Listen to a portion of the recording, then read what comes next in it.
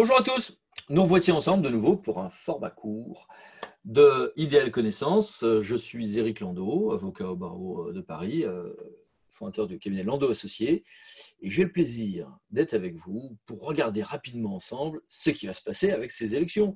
On avait compris qu'elles étaient repoussées, finalement elles ne sont pas repoussées, mais finalement elles sont encore plus repoussées qu'on le pensait, mais qu'il y a des pouvoirs intermédiaires. Oui, mais entre-temps, il y a eu des ajustements électoraux, et ça conduit à pas mal de débats. Et puis du coup, est-ce que le premier tour réellement va être maintenu et puis est-ce qu'il y a des différences à faire en ce cas-là entre ceux des endroits où il y a eu une élection où le premier tour a suffi à renouveler le conseil municipal ou pas.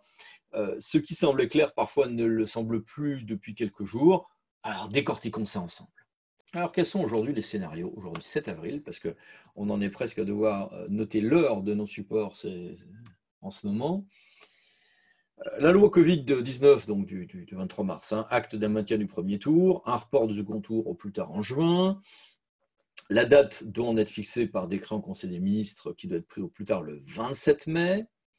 Et ça sera fait sur la base d'un comité scientifique qui aura remis sa copie le 23 mai.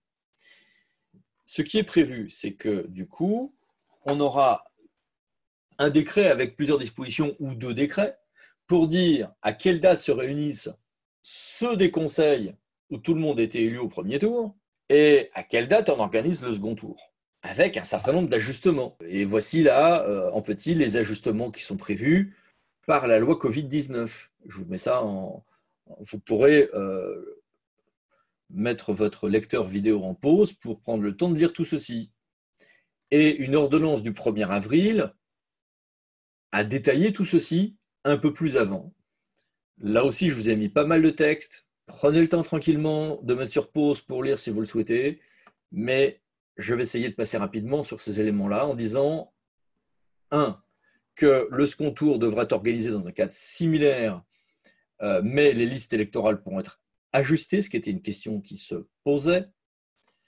Que on a des règles de dépôt et de contrôle des comptes de campagne qui ont été ajustées. On a vu tout à l'heure que les montants des comptes de campagne pourront être augmentés aussi dans un maximum de 1,5. Qu'il y a la possibilité de communication de la liste d'émargement avec des modalités ajustées puisque ça n'a pas pu être toujours fait après le premier tour. Il y a le fait que la démission d'un candidat qui a été élu au premier tour ne prend effet qu'à son entrée en fonction en différé en application de la loi, pour que les conseils municipaux soient bien considérés comme complets, même s'il y a eu des démissions. Est-ce que ça s'applique aussi en cas de décès ?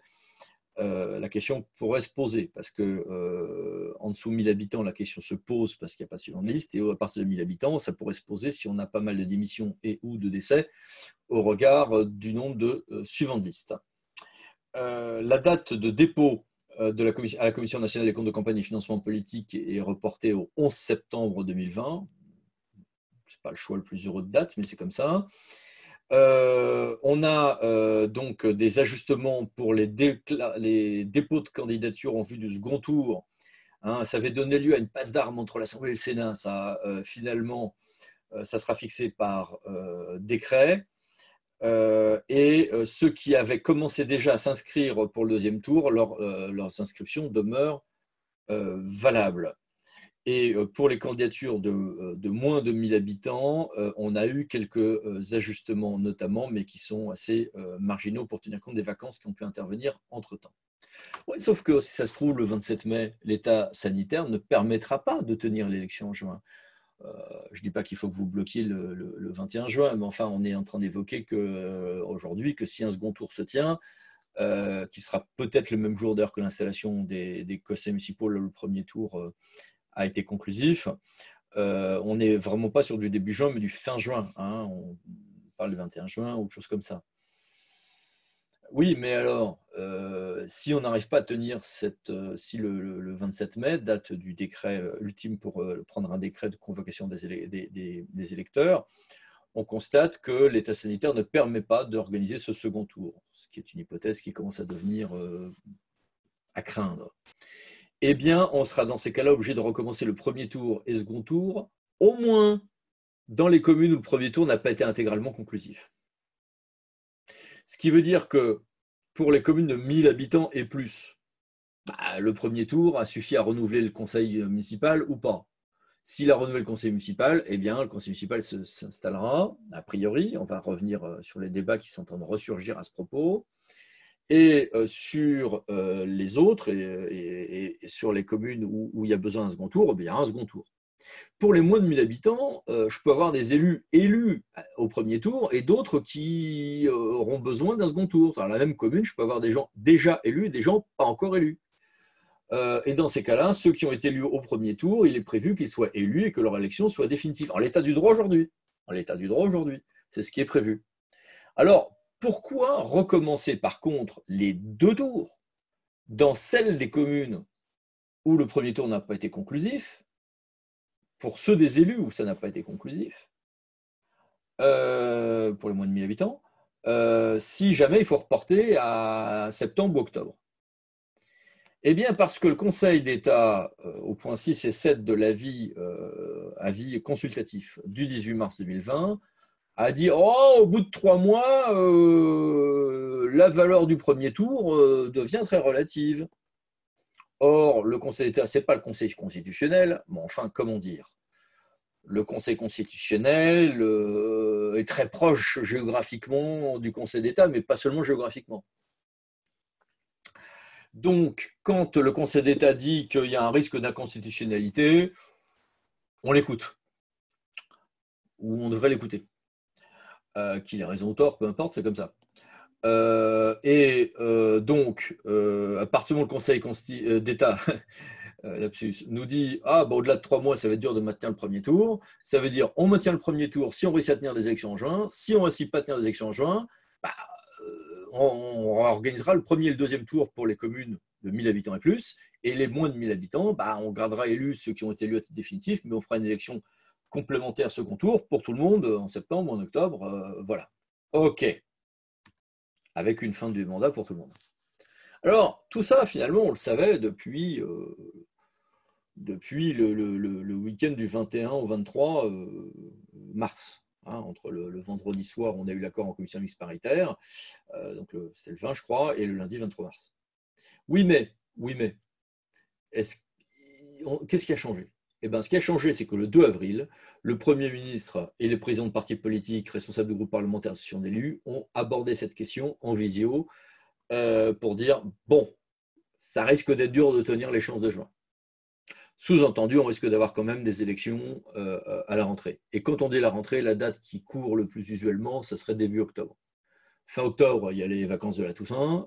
Début septembre, tout le monde sera en train de s'installer. Il y a la rentrée des scolaires.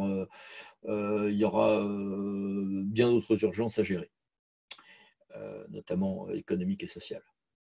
Donc, on a là maintenant une plutôt forte probabilité pour un déconfinement progressif, mais que et le scolaire et les élections, bref, tout ce qui est gros rassemblement, donne lieu à des déconfinements tardifs et donc à des élections en octobre. Alors, quelles sont les hypothèses qui sont sur la table? Première hypothèse, qui est encore celle du droit aujourd'hui. Voilà, et on aura la réponse sans doute que fin mai, dans plus d'un mois et demi. Ça serait qu'on tienne quand même l'élection fin juin, le deuxième tour, et le même week-end ou un autre week-end, l'organisation l'installation des conseils municipaux, là où ceux-ci ont été renouvelés dès le premier tour. OK. Deuxième hypothèse, qui semble à envisager avec une certaine probabilité, c'est que tout passe en octobre, voire fin septembre. OK. Et puis on a des positions qui deviennent de plus en plus nombreuses, qui initialement viennent de l'UDI, mais qui sont reprises par un certain nombre de mouvements qui ne sont pas La République En Marche, mais qui ne sont pas non plus des partis hostiles à La République En Marche, qui sont des partis avec lesquels que le gouvernement peut écouter d'une oreille plus attentive que d'autres peut-être, même si on est dans un cadre d'union nationale, qui disent attendez, c'est l'occasion ou jamais, mais par une loi cette fois-ci, par une loi. Dans tous les cas, il y a besoin d'une loi, de toute manière. Si c'est l'automne, le texte prévoit les modalités de report, mais renvoie à une loi. Et si on est sur une fusion que 2021, il faut une loi. Mais certains disent, tant qu'on y est, on prolonge. Pour les maires qui ont été renouvelés, eh bien, ils s'installent. Pour les maires pour lesquels il y avait besoin d'un second tour, finalement, on n'en parle plus, ils restent en place jusqu'à 2021. Alors, vu du côté communal, ça c'est facile. Vu du côté intercommunal, ça veut dire qu'on aura des compositions de conseils communautaires, conseils métropolitains, comités syndicaux bigarrés avec des élus anciens et nouveaux pendant un an. Mais bon, on aurait donc dans ces cas-là un report pour une fusion des dates entre élections municipales, régionales et départementales en 2021 et ensuite 2027 et ainsi de suite. On aurait un ajustement donc du coup sur ce point. C'est une position qui reste possible. Évidemment, donc première question, ça va être juin, ça va être l'automne ou une fusion de toutes les élections locales? Première incertitude. Deuxième incertitude, mais alors dans ces cas-là, est-ce qu'on organise que le second tour ou, des fois de plus en plus nombreuses le demandent, est-ce qu'on ne réorganise pas du coup le premier tour? Y compris dans les communes où l'élection a été acquise à titre définitif, commence-t-on à entendre?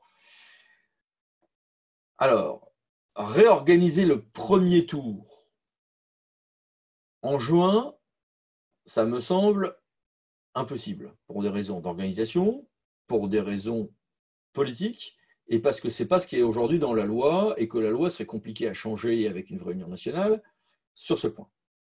Si on a des élections en 2021 ou en octobre, on est certain qu'on aura une réorganisation du premier tour et du second tour, mais normalement, en l'état du droit, avec uniquement des élections dans celles des communes où le reste des élus à élire à titre définitif.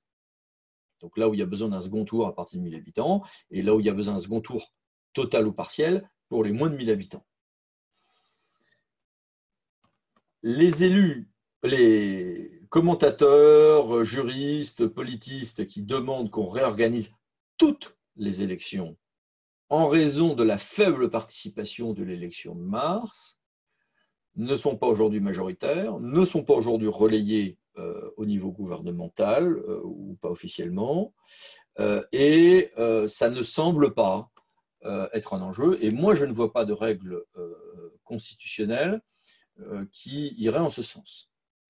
Ce qui peut arriver, c'est que des contentieux conduisent à des annulations d'élections du premier tour, notamment dans celles des communes où il y aurait eu une faible participation. Et s'il y a un mouvement jurisprudentiel lourd en ce sens, alors le gouvernement, et si celui-ci arrive assez vite dans le mois qui vient, alors le gouvernement, en dépit du report des dates de recours contentieux en électoral pour le premier tour, alors le gouvernement sera obligé d'entendre ce mouvement jurisprudentiel et d'en tirer les conséquences. À titre personnel, je n'y crois que très peu. Mais ça reste aussi un débat qui se pose et qui potentiellement conduit à une incertitude dans les domaines qui sont les nôtres.